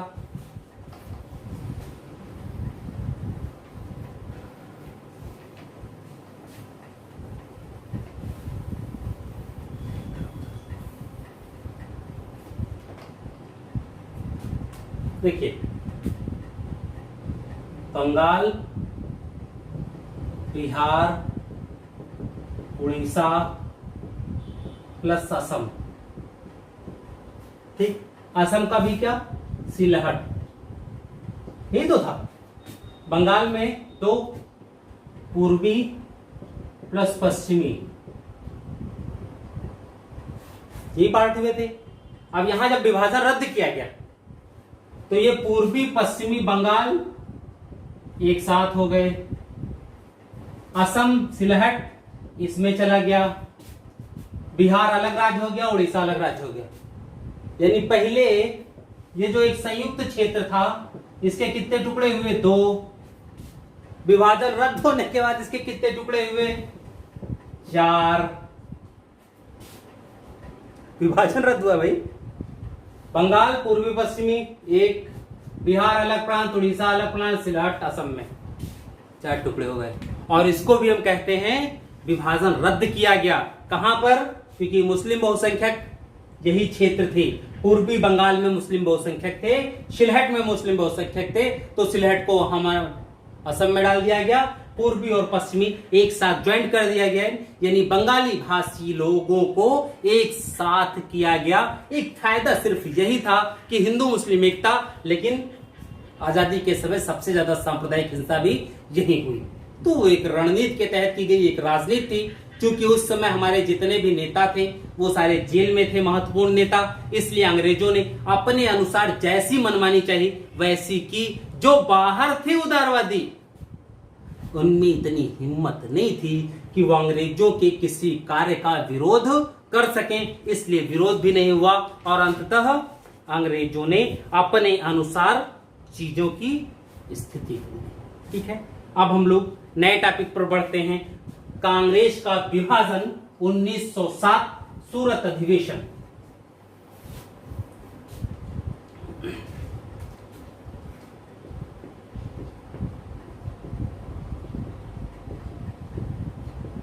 सूरत अधिवेशन 1907। हम लोग सूरत अधिवेशन कांग्रेस के विभाजन की बात कर रहे हैं। सूरत अधिवेशन से पूर्व ऐसी क्या परिस्थिति थी कि कांग्रेस अंततः विभाजित हो गई। कांग्रेस में 2 विचारधारा के लोग अलग अलग मंच पर सवार हो जाते हैं। दोनों की वजह से, विभाजन की वजह से स्वदेशी या बहिष्कार आंदोलन जो था उसकी तीव्रता कमजोर हुई और कहीं न कहीं कांग्रेस भी 1907 से, यानी विभाजन के पश्चात 8 से 1914 तक कुछ प्रभावी नहीं रहती। ठीक है, क्योंकि जो भी प्रभावशाली नेता थे वो गरम दल के थे और गरम दल के ही नेताओं को कांग्रेस से बाहर किया गया। अब कांग्रेस में कोई ऐसा नेता नहीं बचा था जो कांग्रेस को राष्ट्र के मंच पर स्थापित कर पाता। परिणाम स्वरूप जब फिर वही गरम दल के नेता आए, कुछ नए नेता कांग्रेस में सम्मिलित हुए और परिणाम क्या हुआ, 1915-16 के बाद कांग्रेस पूर्ण अस्तित्व में आ जाती है, क्योंकि गरम दल के सभी नेता कांग्रेस में सम्मिलित हो गए थे। उदारवादी वो लोग जिन्होंने तिलक और गरम दल के अन्य नेताओं को बाहर किया था, वो सब ऊपर पहुंच गए थे। ठीक है, तो बाद में जब वो लोग ऊपर पहुंच गए तो ये लोग एंट्री हो गई और फिर कांग्रेस अपने पुराने अस्तित्व में आ गई थी। यहां देखिए, विभाजन के पश्चात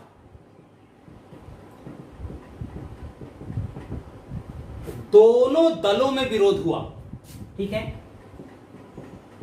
दोनों में विरोध, केवल रीजन क्या था, जो भी विरोध था दोनों दलों में, ये काफी बढ़ भी गया था। कारण क्या था, विरोध में नीति क्या होगी, कांग्रेस की क्या भूमिका होगी, इसको लेकर के एक कह रहा था नहीं बहिष्कार आंदोलन, स्वराज की बात, स्वदेशी आंदोलन, ये सारी चीजें। दूसरा कह रहा था नहीं नहीं नहीं, संवैधानिक तरीका अपनाओ, क्यों हम जाएंगे वहां, संवैधानिक प्रशासनिक सुविधा के दृष्टिकोण से वो विभाजन किया जा रहा है। अरे हर चीज अंग्रेज अपनी सुविधा के लिए तो कर रहे हैं, तुम्हारी सुविधा के लिए थोड़े कुछ कर रहे थे, तो विरोध करने से क्या दिक्कत है। आज की सरकार और आज के नेता होते ना तो उसका रोज विरोध करते, क्योंकि यह अच्छा चीज भी होता तो उसका भी विरोध करते रहते हैं। ठीक है, अब देखिए, सूरत अधिवेशन में विभाजन हुआ इसके कारण, लेकिन यह अधिवेशन सूरत से पहले नागपुर में होना था। तो हम लोग उसकी बात कर चुके हैं कि नागपुर चूंकि महाराष्ट्र में था, वहां तिलक ज्यादा प्रभावित थे, तिलक की लोकप्रियता ज्यादा थी। लेकिन नागपुर में ईश्वर की कृपा, महामारी फैल गई, प्लेग फैल गया और अंततः उस अधिवेशन को स्थान ट्रांसफर किया गया और वो सूरत में पहुंच गया। ठीक है, आगे बैठते हैं। 1905 बनारस, थोड़ी सी बात हो चुकी है। बनारस अधिवेशन, अध्यक्ष कौन, गोपाल कृष्ण गोखले।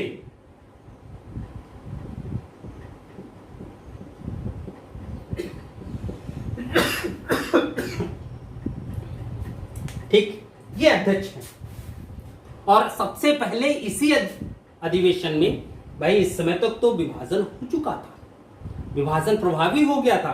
गोपाल कृष्ण जैसा उदारवादी, कट्टर उदारवादी व्यक्ति अध्यक्ष है, जो तिलक का सबसे बड़ा विरोधी था। जब तक गोखले जीवित रहे, तिलक की कांग्रेस में वापसी नहीं हो पाई। ठीक है, तो अगर गोपाल कृष्ण अध्यक्ष हैं, उसके बाद भी कांग्रेस से मंच से बंग भंग की आलोचना की गई, केवल गरम दल के दबाव के कारण। विभाजन की आलोचना की गई, पहला।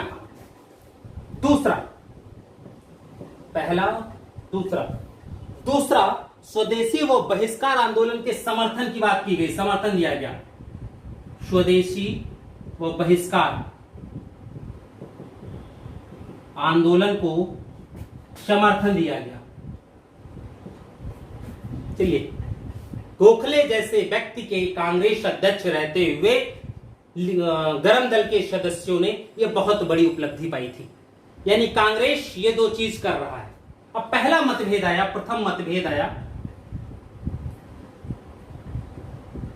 पहला मतभेद आया प्रिंस ऑफ वेल्स के स्वागत प्रस्ताव पर, 1905 में ही जो आया है। ठीक है, प्रिंस ऑफ वेल्स, इनको आना था के स्वागत प्रस्ताव पर।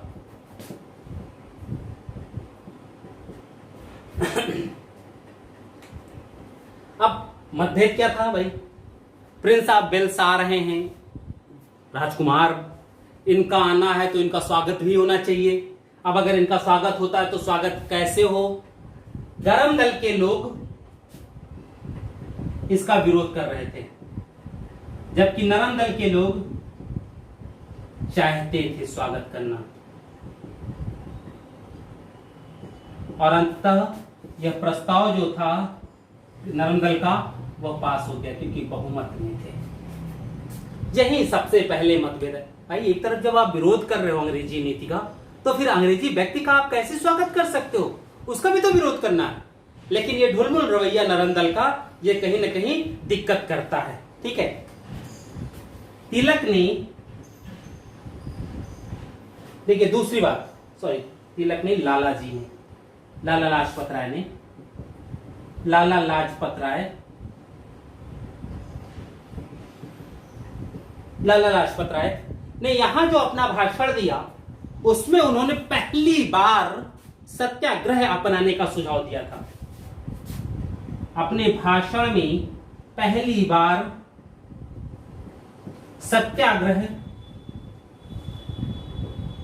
अपनाने का सुझाव दिया था।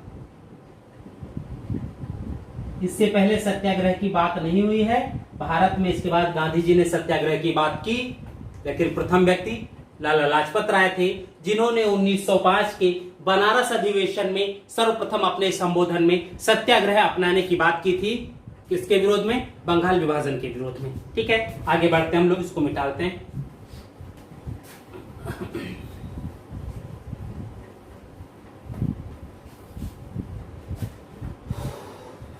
दूसरा हुआ कलकत्ता, 1906 कलकत्ता अधिवेशन। अध्यक्ष इसके दादा भाई नौरोजी। होता क्या है कि जब भी अध्यक्ष अधिवेशन होता था तो उस बार होता क्या था कि एक स्वागत कमेटी होती थी। तो जो स्वागत कमेटी का अध्यक्ष होता था वही नेक्स्ट टाइम कांग्रेस का अध्यक्ष होता था। तो 1905 के अधिवेशन में स्वागत कमेटी के अध्यक्ष थे लाला लाजपत राय।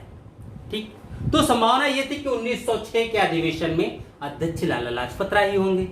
लेकिन नरम दल के लोग कदापि नहीं चाहते थे कि अध्यक्ष लाला लाजपत राय हों, क्योंकि विरोधी दल के थे, गरम दल के थे। इसलिए उन्होंने विरोध स्वरूप, हुआ क्या था इसमें तिलक ने अध्यक्ष पद के लिए लाला जी का नाम सुझाया।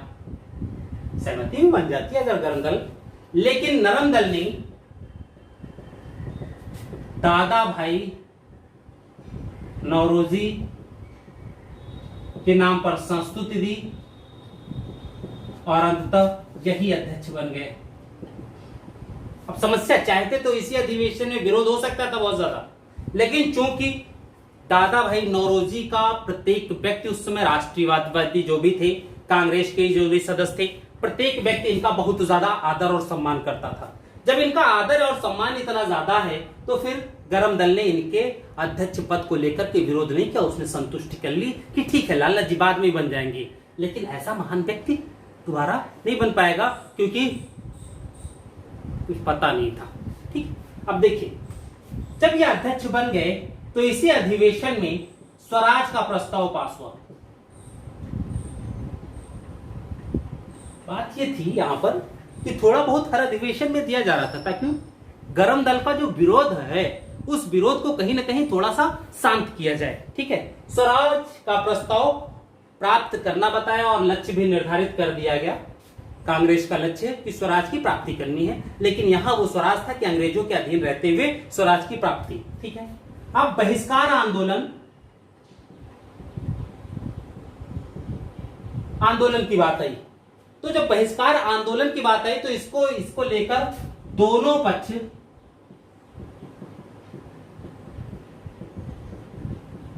पक्षों में विवाद की स्थिति हो गई। कहते हैं झड़प भी हुआ। सोचिए, यहीं से सब समस्या होती है।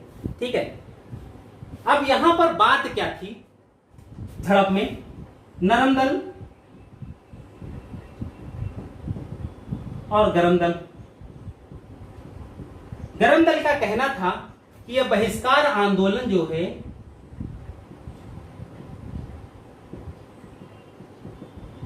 पूरे भारत में चलाया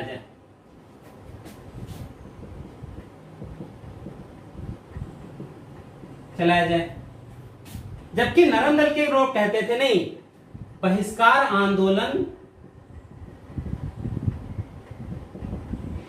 बंगाल तक ही सीमित रखा जाए।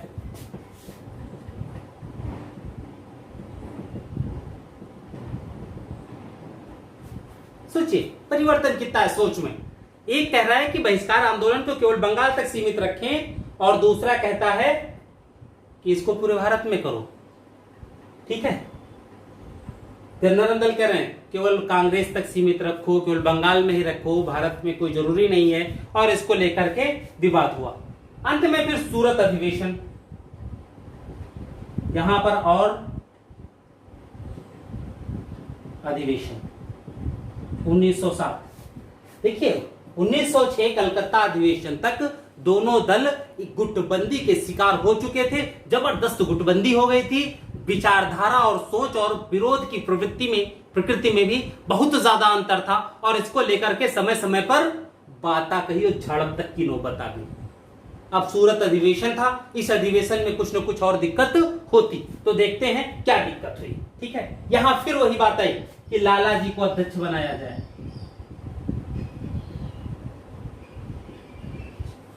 फिर 6 में स्वागत कमेटी के अध्यक्ष यही थे, 7 में इनको बनना है अध्यक्ष, जो एक परंपरा चली आ रही थी उस परंपरा के अनुसार बनना चाहिए था। भाई कब तक किसी को सत्ता से आप दूर रखोगे? जब उसके अधिकारों को छीना जाएगा तो कब तक वो बर्दाश्त करेगा अपने छीनते हुए अधिकारों को देखना? एक समय आता है जब विरोध स्वरूप वो आपके सामने खड़ा होगा। यहां पर भी वही स्थिति थी। ठीक है, लेकिन लाला जी अध्यक्ष बने। गरम दल का सब व्यक्ति जानता था परंपरा के अनुसार लाला जी को अध्यक्ष बनना चाहिए, लेकिन नरम दल के लोगों ने रास बिहारी बोस, वो वाले बोस नहीं है क्रांतिकारी मूवमेंट वाले, ठीक है, ये दूसरे हैं, रास बिहारी बोस नहीं, घोष हैं।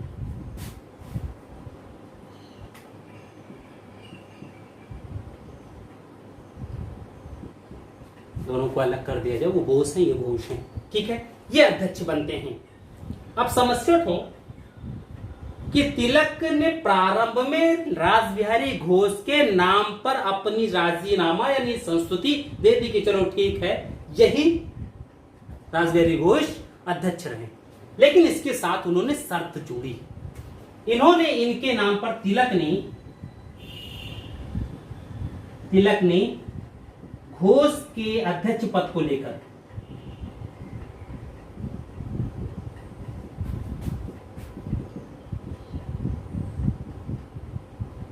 संस्तुति दे दी।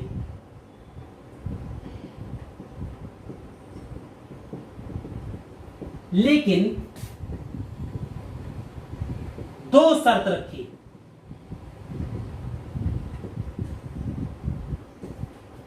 सबसे बड़ी समस्या तो शर्त को ही लेकर होती है। यहां पर शर्त को लेकर ही समस्या आती है। देखते हैं क्या शर्तें हैं ऐसी जिसे नरम दल स्वीकार नहीं कर सकता था और बाद में लड़ाई झगड़े की स्थिति आ गई। पहला, तिलक ने इसने कहा कि स्वराज, स्वदेशी और बहिष्कार प्लस राष्ट्रीय शिक्षा का जो प्रस्ताव कांग्रेस ने अपने कुछ अधिवेशनों में पास किया है उसको पुनः पास किया जाए। कोई दिक्कत नहीं भाई, फिर से तो पास हो ही सकता है। स्वराज, बहिष्कार, स्वदेशी और राष्ट्रीय शिक्षा के प्रस्ताव को पुनः पास किया जाए।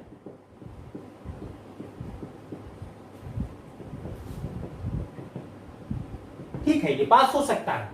दूसरी शर्त, घोष के भाषण में राष्ट्रवादियों की पूर्व की जो भी थी घोष के भाषण, राष्ट्रवादियों की जो भी आलोचना की गई है उसको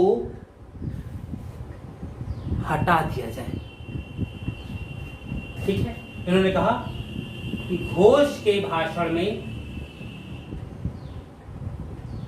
राष्ट्रवादियों की आलोचना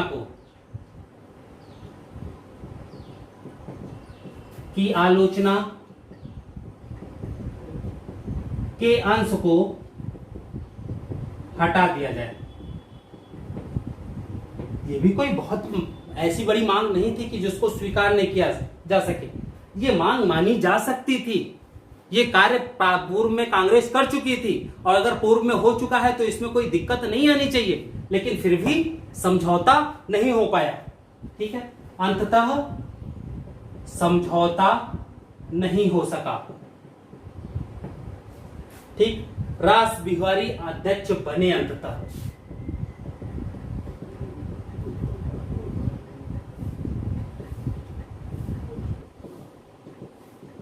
देखो ये दो मांग, इन दोनों मांगों को ये कहा कि रास बिहारी बोस ठीक है, लालाजी अध्यक्ष नहीं बनेंगे, रास बिहारी बोस अध्यक्ष बन जाएं, लेकिन ये दो शर्तें हैं, इनको मान ली जाए।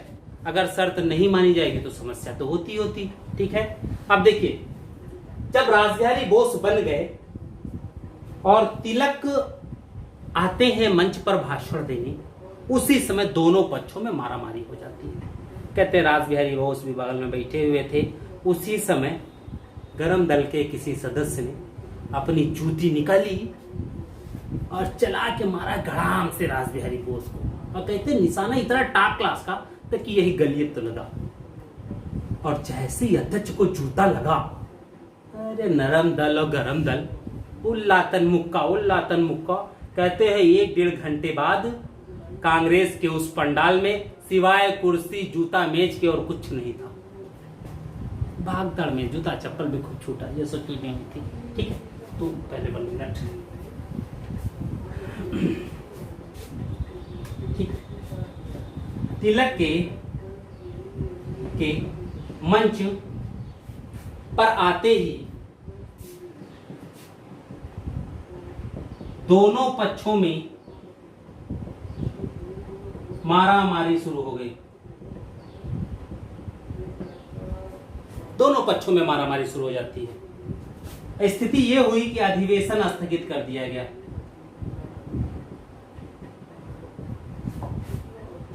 मोतीलाल घोष ने समझौते का बहुत प्रयास किया। मोतीलाल घोष ने समझौते का प्रयास किया, लेकिन विफल रहे। ठीक, तिलक ने सारा दोष अपने ऊपर ले लिया।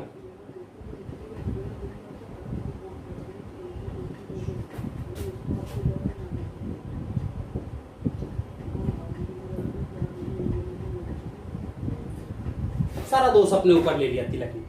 ठीक है, लेकिन फिर भी नरमपंथी नहीं माने।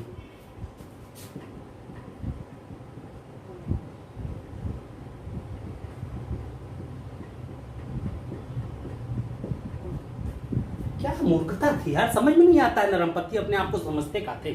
ठीक है, अंत में अल्लाह मियां प्यारे हो गए, तिलक और ज्यादा लोकप्रिय हो गई इन सब चीजों से।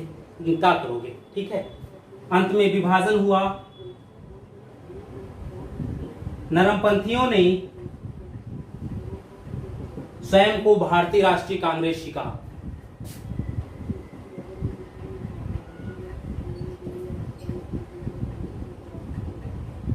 और गरमपंथियों ने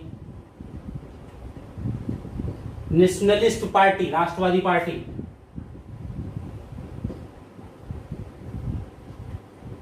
कहने लगे स्वयं को।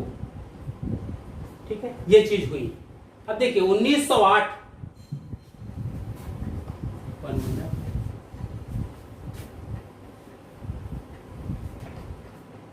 1908 के इलाहाबाद के सम्मेलन में गरम दल के लोगों को कांग्रेस से हमेशा के लिए निष्कासित कर दिया गया। 1908 इलाहाबाद का सम्मेलन, कहते इसमें एक प्रस्ताव पास करके गरम दल वालों के लिए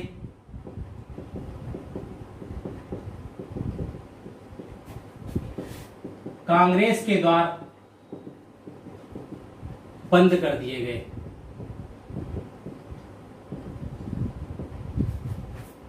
ठीक है, ये चीजें हुई। अगले 6 वर्ष कांग्रेस एक महत्वहीन संस्था बनके रह गई। ठीक है, फिर 6 वर्ष बाद पुनः चीजें आई। ठीक है, ये चीज आज हम लोग यही खत्म करते हैं और अगली क्लास के लिए हम लोग कल फिर मिलते हैं। आज के लिए बहुत बहुत धन्यवाद आप सभी का मुख्यमंत्री अभ्युदय कोचिंग क्लास में ज्वाइन करने के लिए। ठीक है, थैंक यू।